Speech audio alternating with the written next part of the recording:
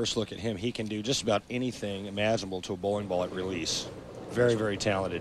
Most versatile player on the tour, probably, and consistent. Oh, God, I threw that good. He did. Yes, he did. Very well. Put the nice touch on it. Ball just comes up and pinch lightly to the 7-pin. All right. Good shot. First shot out of the gate. The 34-year-old out of Newark, New York. Owns a bowling center, the Doug Kent Rose Bowl Lanes. This is his 26th career singles appearance, and he'll be smiling if he continues. Put on a happy face. Thank you very little. Well, he won the Masters back in '91. He's had a great year, though, Randy. He's missed only one cut this season. It's not surprising. He's very, very talented. Like I said, Doug's only drawback, I think, is that he doesn't think he's as good as everybody else does. Well, we talked with that with him last night about confidence. And here's a young man that's got a great deal of confidence. It's been something he's been working on. He's worked with a sports psychiatrist about it, psychologist. Boy, this guy's really been bowling excellent the last couple of months.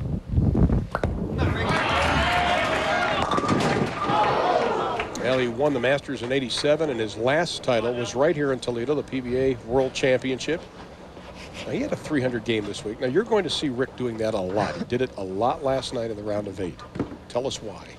Well, he wants to get good footing, and by roughing up the texture on his shoe, he's not going to slip. So if you keep throwing shots and that sole starts to get matted down, it can get a little slick. He uses that brush to rough up the sole so it doesn't slip.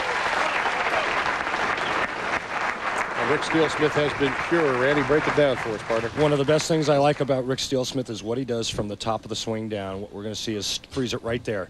Look where his hand is. It's on the inside part of the bowling ball. And what happens on the way down, go ahead and stop there. What happens on the way down is it takes his elbow and his hand and takes it and puts it on an inside position to give him maximum leverage and power.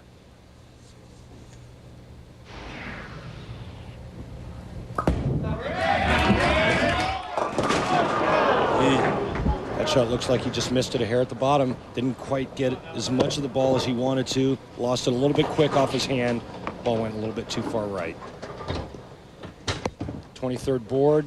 That's at the arrows. That's about 3 inches left of the middle arrow. The middle arrow is the 20th board. Now, he's already used a couple of different balls, so he's trying to find out what ball's going to work best in this condition. He's used 2 different balls. I bowled next to him in the round of 16, the round of 8. And he used 2 different balls for both of those rounds. And we talked about how great he's been bowling against Walter A. Williams Jr. Shoots 300 the 5th game. Yeah. Steve Jarrell, he needs a double in the 10th frame. The 4th game to lock him out. He did it. Well, these two went at each other in Dallas, if you remember. And Rick-Steelsmith got the better of Doug Kent then as he doubled in the 10th to put Doug away. Doug finished 3rd in Dallas, also 3rd in Erlanger, Kentucky.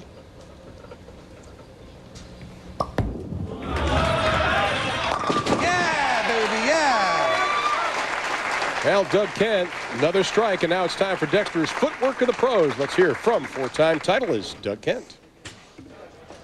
My Dexter solution for this week was the number 4 sole with the number 2 heel. A few weeks back, I made a show in Erlanger, Kentucky on wood approaches. This week again, we have wood approaches a little slipperier. That gave me the good leverage and balance I needed to make good shots, so I come away with a victory today. Be the shoe. Well, to learn more about the best Dexter solution for you, talk to your local pro or visit DexterShoe.com. He's out. Look at that. And he got it.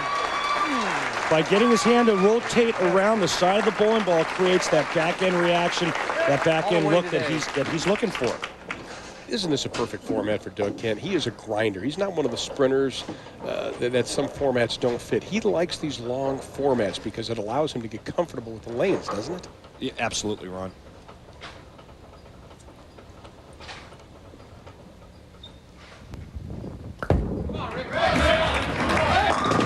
There's the Rick-Steelsmith that has bowled so well, and it's critical for him to get the ball out of his hand the same way each time.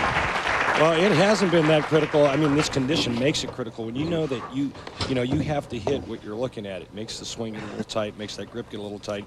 When you have margin for error, when you know you have left and right, your swing is usually a lot looser. Well, he did get that Rookie of the Year award almost 14 years ago. needs a strike now. It would put him just back by 15 pins. And the information I'm getting from Rick's ball rep, the right lane has a hang spot, so he'll use more surface and more tilt to avoid that. On the left lane, hooks earlier, weaker ball, deeper inside. Well, he had the best strike percentage of the 4 finalists, 75%. He struggled this week. He only has 1 strike so far, that coming in the 3rd. Rick's best finish, 2nd in Dallas. Another Wichita State All-American. Proud shocker. You know, he was getting to a point where he's getting too analytical trying to find his swing, and it really hurt his timing. Sort of corrected that, hasn't it? Oh, yeah, he got to where he was thinking about it. And we're in semifinal number 2. Lonnie Wallachek is waiting in the wings, and right now Doug Kent has the advantage. He leads by 25. We'll be back to Toledo, Ohio in a moment. In my bowling career, I wish everybody could feel like that just once. Well, let's watch some bowling, Johnny. He's going to be in the booth with us for the next few minutes, breaking down this semifinal match. Right now, Doug Kent in control. Happy birthday, John. Thank you, Randy. From a guy who knows how to win $100,000.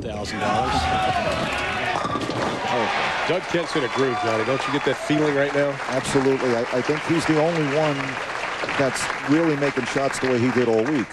And he threw him under pressure, but he bowled to my right all week, Randy. He was so consistent, and it looks he could go straight when he had to. He could make it hook and flip when he had to, and he just did it all week long. He just appears to me that he really never makes a bad shot. He always gets the ball off his hands so good. You know, and the one thing that he's talked to me about the last show he made and today is the fact that he's trying to make his timing later, to set him up and get him in front of the ball when he gets to the foul line, so he can basically do whatever he wants to do at the bottom of the swing. Well, he's really doing it great. Hello. Come on. Oh. Let's take a look at some of the other finishers from this week here at the 43rd PBA World Championship. That'll be at the bottom of your screen. Pick out your favorite player. Great week for Tommy DeLutz and my buddy Randy. And in the round of 16, you see the final, but right now it is all Doug Kent. He is up by 34 pins here in the 5th. You know, Johnny, you take a look at some of those names down there at the bottom. Oh, my, another missed. Big mistake there. Looks like future Hall of Fame roll call. Yeah, it does, doesn't it? Johnny, how do you shake this off? I mean, right now you're on a roll. You're riding 3 in a row. You miss a single pin spare conversion. Mentally, you have to block that out, don't you? You certainly do, and especially right now, if you're Rick Steelsmith, you get up there, and this is when you really jump on it. The guy opened the door for me to let me back in the match. I want to make 2 perfect shots right now, and this is the guy that can do it. There's one. And Randy, I want to congratulate you this week. Thanks, John. You not only bowl well, but every time that you really needed to make a shot, even if your score wasn't too good that game or you didn't seem to have the lane figured out, you managed to flush it when you had to. It looked like 5-6 years ago. Nice job, boss. Thanks, John. I appreciate it. Well, a strike will put Steelsmith within 12 pins. This is huge, and he knows it.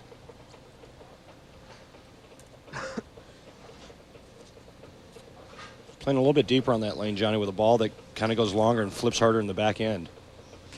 Randy, I think lane 47, all the mistakes wanted to run up high on that lane most of the week.